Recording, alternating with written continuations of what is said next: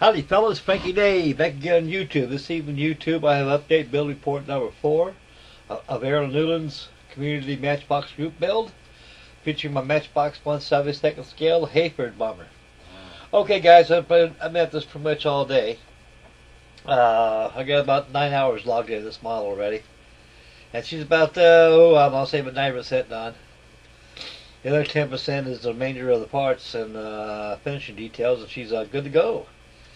Okay guys, here's the upshot for today. For today I went ahead and I sanded off a little bit of that filler.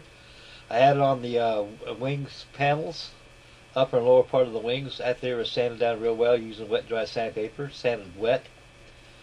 Let model dry. After she dried, I went and gave her a final prime coat of gray. And once the gray dried by a couple hours, I went back and airbrushed bronze green on it. This aircraft, the kit has two options. The options is either it can be camouflage using dark earth over dark green, or it can be just overall bronze green. So I elected overall bronze green because this is the prototype of the Heyford bomber. At the later end of the year, later of the 1930s, about the latest 1938, 37, they started putting camo on them, use dark earth and dark green.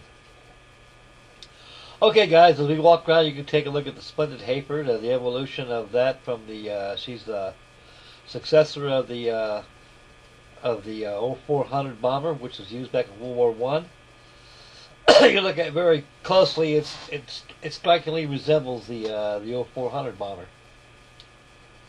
And we'll walk around a little bit here. You can take a look on the starboard side, quarter side view of it. The decals have been applied. And use decals dye set solution I use on it. Let them dry overnight. I'm going to add the cabin and wires. The exhaust is going to be painted, and also I got to paint the exhaust stacks. All the rigging's got to be done on it using piano wire. And tires got to be painted. Pilot figures got to be added. The 30 cavalry machine guns got to be added. And the windscreen's got to be added. And also, lastly, the ordnance and the propellers. And she's done. And that completes my builds. And this is the last of the builds I've anticipated in. And as you can see, it goes together quite well. I wouldn't suggest the novice or the beginner to build a kit like this, because it's a biplane, and they do presume some problems lining up the wings. But what saved my bacon on this kit itself is that the nacelles had interplane struts that hook up to the bottom of the wing, so that kind of really locked it in right there. And then the rest of the cabin struts, the interplane struts can be added. The tires spin real good. Hey, okay, boys, looking good.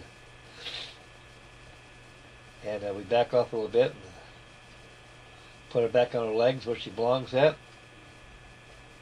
And once this video is finished, I'm going to let her hang her up and let her dry for a good day or so, and I'll go ahead and finish up the build. I should have this thing done by Wednesday, folks. A technical note on the Heyford bomber right here is that during the end of her career, of course, she was actually considered obsolete at the beginning of the Second World War. She went through a few modification changes. They actually deleted the bottom wing and changed the nacelle arrangement and also the power plant. Probably used Pegasus motors, I think they used. Even a Hercules motors they used. One of the two. They got rid of the hideous Vulture motors they used, which this aircraft was very underpowered. And the same thing had the problem they had with the Manchester bomber too, because of the Vulture engines they had. They were very underpowered motors, especially for a Class 2 bomber. And she's very high off the ground. With the scale, she's 34 feet off the ground. If you were standing on the ground looking at this airplane, you look at a telephone pole, that's how high it is off the ground. It's a pretty good high airplane, guys. It's off the ground. It's not too big of a bomber, but it's big for its day. Yours truly right there, smoking this Popeye pipe. Fresh out cigars, boys. I'll get me some cigars tomorrow. And we'll walk around again and give another view of her as we discussed the build. Okay, guys, right here is this about does it right here.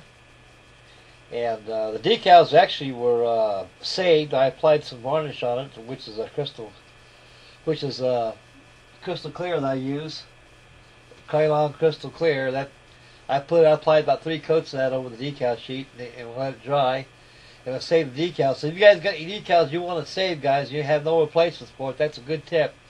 Before you take those decals off the backing and put it in the water, always spray the whole entire sheet with varnish.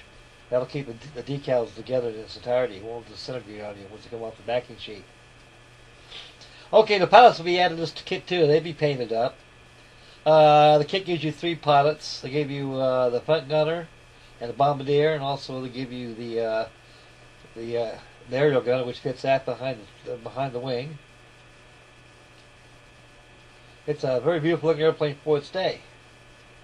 Okay, guys, video's running short. Time for me to close off right here. I'd like to thank everybody for tuning in. May God bless. Tomorrow I'll actually have a video of my Bobcat bomber. I'm working my bamboo bomber, a Cessna Bobcat, my songbird. I should have some video of that tomorrow. So that's the end of this video, folks. I'd like to thank everybody for tuning in. May God bless. Happy modeling and get those videos out. And Aaron and Mike, I hope you guys got my pictures I sent in for the D-Day build, also for the trainer group build. Hope you guys got them. I sent them in today by email. Okay, guys, take care, fellas. May God bless. Catch you on the next video. Bye, boys.